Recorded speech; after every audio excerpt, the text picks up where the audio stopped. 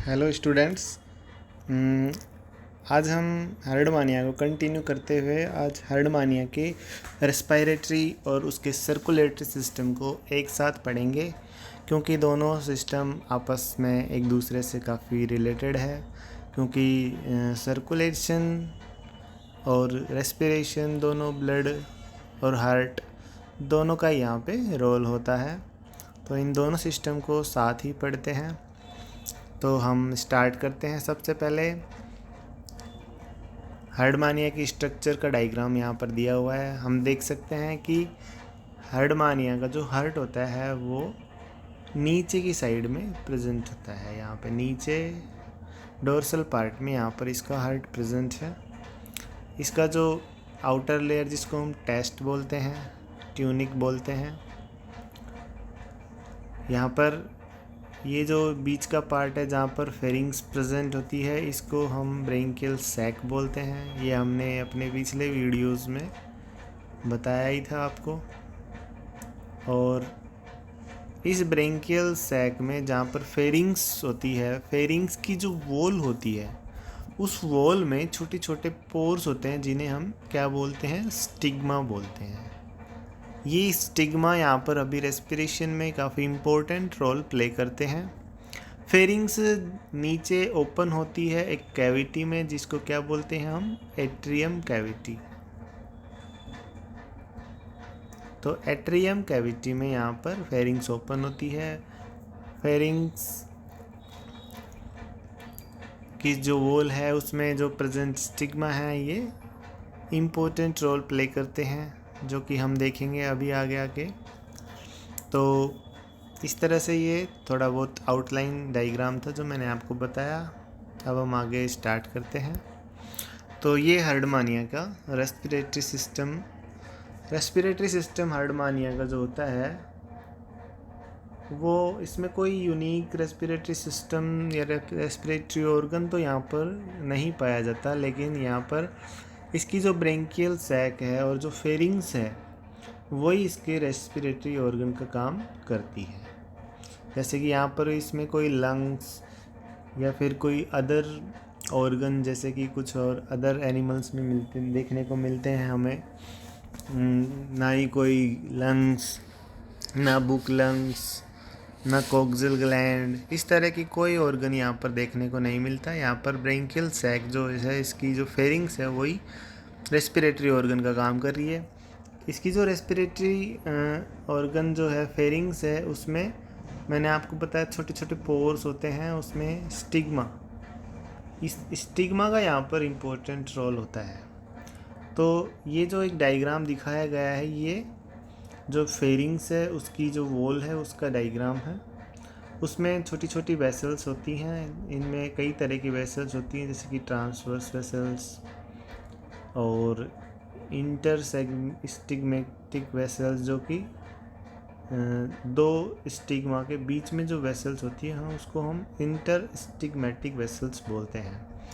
और एक ही जो वेसल्स जारी है ये स्टिग्मा को कनेक्ट करके रखती है, इसको हम इंट्रा स्टिग्मेटिक वेसल्स बोलते हैं। ये जो स्टिग्मा है, इनके अंदर छोटे छोटे सीलियाज प्रेजेंट होते हैं, इनकी कवरिंग एपिथेलियम की होती है। तो इस तरह से स्टिग्मा, ये जो फेरिंग्स की जो वॉल में प्रेजेंट होते हैं, ये रोल प्ले करते हैं किसमें, रेस्पिरेशन में। इसके अलावा हार्डमानिया में जो इसका टेस्ट होता है वो एक एक्सेसरी रेस्पिरेटरी सिस्टम या रेस्पिरेटरी ऑर्गन का काम करता है, उसको भी रेस्पिरेशन में हेल्प करता है, क्योंकि उसमें बहुत सारी ब्लड वेसल्स प्रेजेंट होती है। और ब्लड वेसल्स जो कि कैपिलरीज हैं, वो सरफेस एरिया इंक्रीज कर देते हैं बॉडी का, और वहाँ पर ऑक्सीजन का एक्सचेंज हो जाता है सिंपली। तो टेस्ट का भी यहाँ पर रोल है रेस्पिरेटरी सिस्टम में। तो ब्रेंकियल सैक यहाँ पर इसका मेन रेस्पिरेटरी ऑर्गन हो गया। इनके अंदर जो लॉन्गिट्यूडिनल फोल्ड्स हैं ब्रेंकियल सैक के, ये मेनली जो रेस्पिरेटरी सरफेस है वो इंक्रीज करती हैं फेरिंग्स की। यहाँ पर स्टिग्मा है, स्टिग्मा के द्वारा यहाँ पर गैस एक्सचेंज होता है स्टिग्मा में। स्टिग्मा जो कि कहाँ पर ओपन होंगे, ट्रेबिक्यूल्स। तो ट्रेबिक्यूल्स जो है यहाँ पर एक्सचेंज होता है गैसेस का। तो इस तरह से ये फेरिंग्स जो है, ब्रेंकियल सैक जो है, यही हर्डमानिया का मेन रेस्पिरेटरी ऑर्गन हो गया। इसके अलावा सेकंड हम गए एक्सेसरी। तो एक्सेसरी रेस्पिरेटरी ऑर्गन यहाँ पर क्या हो गया, टेस्ट। तो दो तरह के रेस्पिरेटरी सिस्टम यहाँ पर देखने को मिलते हैं। यहाँ पर कोई स्पेशल कोई ऑर्गन है नहीं जो हम पढ़ें, सिर्फ इसकी जो फेरिंग्स की जो लेयर है, कवरिंग है, उसमें ही स्टिग्मा प्रेजेंट है। यही रेस्पिरेटरी ऑर्गन का काम करते हैं। अब हम देखते हैं इसका ब्लड वेस्कुलर सिस्टम। तो हर्डमानिया का ब्लड वेस्कुलर सिस्टम जो है ये काफ़ी पेक्यूलियर होता है। यहाँ पर हमें देखने को मिलेगा एक सिंगल चैम्बर हार्ट देखने को मिलेगा। एक हार्ट ऐसा जहाँ पर हमें रिवर्स डायरेक्शन में ब्लड फ्लो देखने को मिलेगा यहाँ पर। और यहाँ पर इसकी जो ख़ास बात होती है कि इस हर्डमानिया में कैपिलरीज नहीं होती हैं, सिर्फ ब्लड वेसल्स होती हैं, कुछ साइनसेस होती हैं, जबकि कैपिलरीज यहाँ पर नहीं होती हैं। कैपिलरीज क्या होती हैं? कैपिलरीज वो होती हैं जो बहुत छोटी छोटी होती हैं और उनकी जो आउटर लेयरिंग होती है वो काफ़ी पतली होती है। जहाँ पर हमारी बॉडी की बात करें तो कैपिलरीज में ही गैस का एक्सचेंज होता है, जबकि यहाँ पर कैपिलरीज एब्सेंट होती हैं। इसके अलावा यहाँ पर कुछ न्यूमरस टाइप के साइनसेस मिलते हैं। साइनसेस क्या होते हैं? ये छोटी छोटी जगह होती हैं जो कि जिनमें कि बॉडी में ब्लड फ्लो होता है, उनको हम साइनसेस बोलते हैं। ये ट्रू कैपिलरीज नहीं होती हैं, लेकिन काम ये कैपिलरीज का ही करती हैं। इसके अलावा हर्डमानिया में कुछ ब्लड सेल्स मिलती हैं। 8 तरह की ब्लड सेल्स देखने को मिलती हैं, वो हम आगे पढ़ेंगे। इसके अलावा जो ब्लड वेस्कुलर सिस्टम है हर्डमानिया का, वो 3 चीज़ों से मिलकर बना होता है। एक तो हार्ट और पेरिकोर्डियम के अंदर ही एक्चुअली हार्ट स्थित होता है, इसलिए इन दोनों साथ में नाम ले रहे हैं। इसके अलावा ब्लड वेसल्स होती हैं, कुछ मेन ब्लड वेसल्स। इसके अलावा यहाँ पर इसका जो ब्लड है वो कुछ यूनिक ब्लड है। यहाँ पर इसका जो रेस्पिरेटरी पिगमेंट है ब्लड में, वो हमारी बात करें तो जैसे हीमोग्लोबिन हमारे बॉडी में देखने को मिलता है, यहाँ पर इसमें वेनेडियम देखने को मिलता है। तो यहाँ पर इसका रेस्पिरेटरी पिगमेंट क्या हो गया? वेनेडियम। तो स्टार्ट करते हैं। सबसे पहले हम इसकी हार्ट की स्ट्रक्चर देखते हैं। तो हार्ट मैंने आपको बताया था ये इसके डोर्सल पार्ट में नीचे की तरफ व्यवस्थित होता है। हार्ट ये इसका हार्ट होता है। यहाँ पर ये हार्ट के चारों तरफ एक लेयर होती है जिसको हम पेरिकोर्डियम बोलते हैं। पेरिकोर्डियम कैविटी होती है ये, इसके अंदर हार्ट स्थित होता है। और हार्ट जो है ये पेरिकोर्डियम की फोल्डिंग से ही बनता है। ये पेरिकोर्डियम जो है, इसकी जो लेयर है वो फोल्ड करके और यहाँ पर हार्ट बना लेती है। हार्ट जो है इसमें कोई वॉल्व प्रेजेंट नहीं होता, बिना वॉल्व का ये हार्ट होता है। हार्ट के यहाँ पर हार्ट से एक वेंट्रल ओर्टा निकली हुई होती है। वेंट्रल ओर्टा से सब एंडोस्टाइलर टेस्ट वेसल्स, ब्लड वेसल्स निकली हुई होती है। हार्ट और वेंट्रल ओर्टा को जो कनेक्ट करती है उसे हम ब्रैंकियोकार्डियक वेसल्स बोलते हैं। ठीक है, इस तरह से हम इसकी यहाँ से टीएस का एक डायग्राम देखें तो ये डायग्राम हमें इस तरह दिखाई देगा कि ये देखो पेरिकोर्डियम जो है, पेरिकोर्डियम जो लेयर है इसकी, जिसमें बहुत सारी ब्लड साइनसेस हैं, इसकी एक फोल्डिंग है। ये जो हार्ट है यहाँ पर इसका एक फोल्डिंग होती है। तो पेरिकोर्डियम की फोल्डिंग से यहाँ पर हार्ट बनता है। तो हार्ट देख लिया हमने। हार्ट जो एक सिलिंड्रिकल होता है और कॉन्ट्रैक्टाइल होता है ये, जो कि मसल्स से मिलके बना होता है। जो कि दोनों तरफ से क्या होता है, ओपन होता है। इनमें कोई तरह के वॉल्व यहाँ पर प्रेजेंट नहीं होते हैं। ये सारी चीज़ें मैंने आपको बता दी हैं।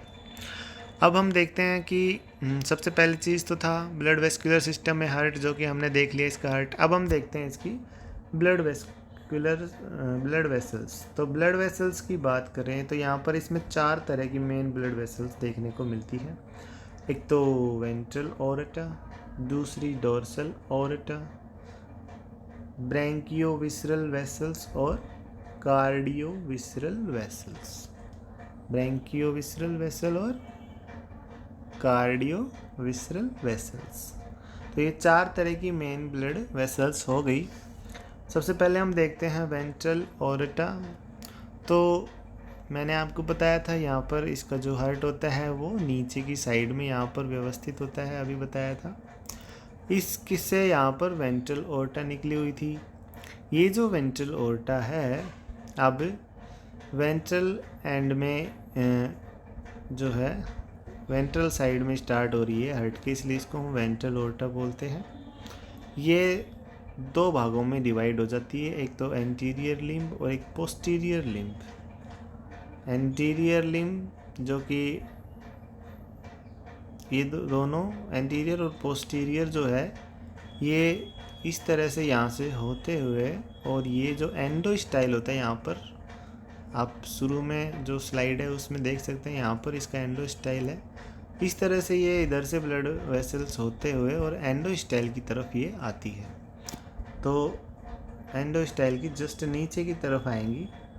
तो यहाँ पर जितने भी ऑर्गन्स यहाँ पर प्रेजेंट होंगे उनको ये ब्लड सप्लाई करेगी। तो जैसे हम देख सकते हैं नीचे ये टेस्ट को करेंगी, वेंट्रल टेस्ट वेसल्स, ये मेन वेंट्रल ओरेटा हो गई जो कि यहाँ पर आ रही है, और ये आके कहाँ पर फेरिंग्स तक यहाँ पर सप्लाई करती है ब्लड को। ठीक है, इस तरह से ये ब्लड को सप्लाई करेंगे। इसके अलावा दूसरी जो वेसल्स हैं वो है डोर्सल ओरेटा। डोर्सल ओरेटा है, ये डोर्सल वॉल जो ब्रैंकियल सैक है उसकी डोर्सल वॉल की साइड में ये प्रेजेंट होती है। ये देखो तो ये डोर्सल साइड है, यहाँ पर इस साइड में आएगी ये, और ये वेंट्रल साइड में थी।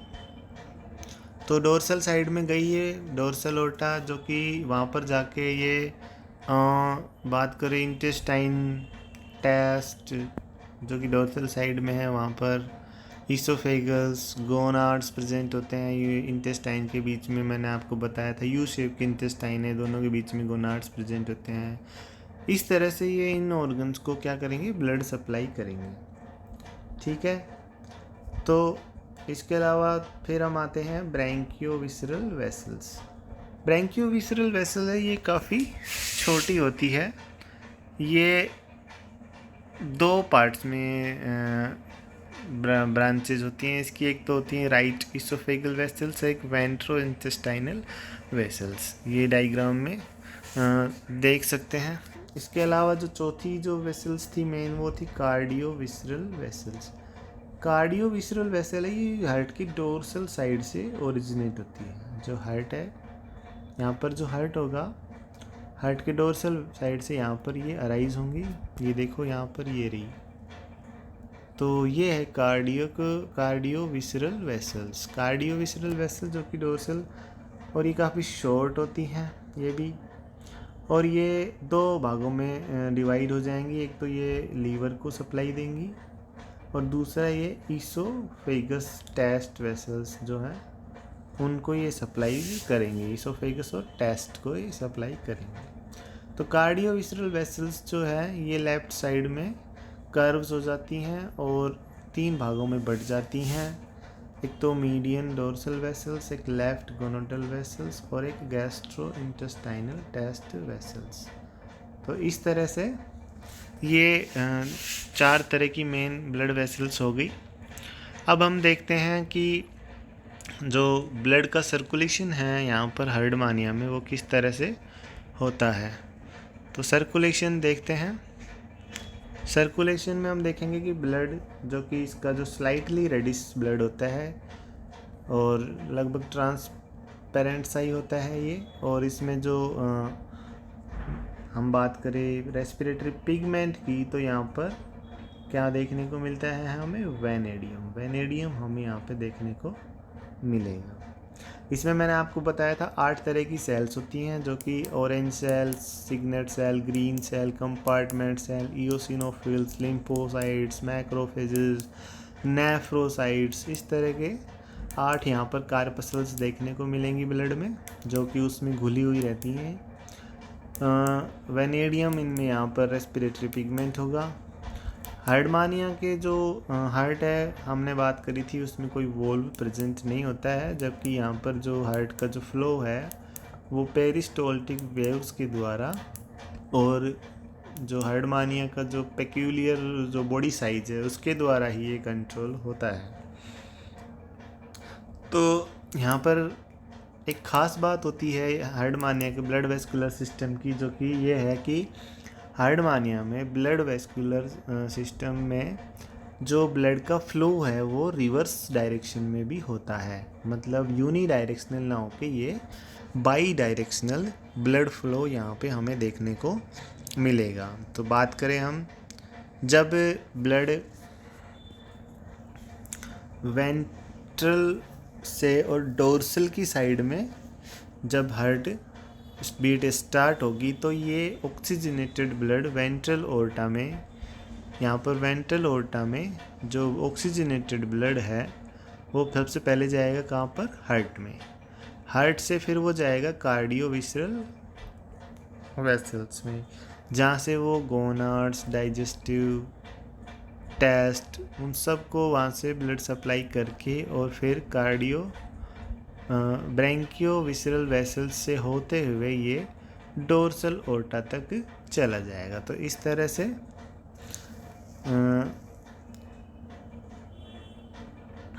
ब्लड सर्कुलेशन यहाँ पर उनके बॉडी के सभी पार्ट्स में यहाँ तक ब्लड का फ्लो हो जाता है। उसके बाद में ब्रैंकियल टेस्ट, ब्रैंकियल सैक जो फेरिंग्स होती है, मैंने आपको बताया, जो कि यहाँ पर इसके क्या है, रेस्पिरेटरी ऑर्गन होते हैं। रेस्पिरेशन का मतलब होता है ब्लड का ऑक्सीजनेशन वहाँ पे ही होगा जहाँ पर क्या हो गया भाई, रेस्पिरेटरी ऑर्गन प्रेजेंट हो गया, ठीक है। तो ब्रैंकियल सैक और टेस्ट जो हैं दोनों क्या काम करते हैं, रेस्पिरेटरी ऑर्गन का काम कर रहे हैं। तो जब ब्लड क्या हो जाएगा, डीऑक्सीजनेटेड हो जाएगा, उनको हमें कहाँ पर लाना होगा, ब्रैंकियल सैक और टेस्ट में। तो ब्रैंकियल सैक और टेस्ट में ये ब्लड अब यहाँ से वेंट्रल ओर्टा से डोर्सल ओर्टा से होते हुए यहाँ से ब्लड यहाँ से ये इधर आया, और अब ये ब्लड डोर्सल ओर्टा से किधर जाएगा, ब्रैंकियल सैक में, जहाँ पर अब ब्रैंकियल सैक में जाके ब्लड का क्या होगा, ऑक्सीजनेशन होगा। ऑक्सीजनेशन होने के बाद में ये जो ऑक्सीजनेटेड ब्लड है इसको कहाँ पर कलेक्ट कर लिया जाएगा, किसके द्वारा कलेक्ट कर लिया जाएगा, वेंट्रल ओर्टा में ब्लड चला जाएगा। वेंट्रल ओर्टा ऑक्सीजनेटेड ब्लड को कलेक्ट करके रखती है और फिर उसकी सप्लाई किसको देगी, हार्ट को। तो इस तरह से ये हार्ट,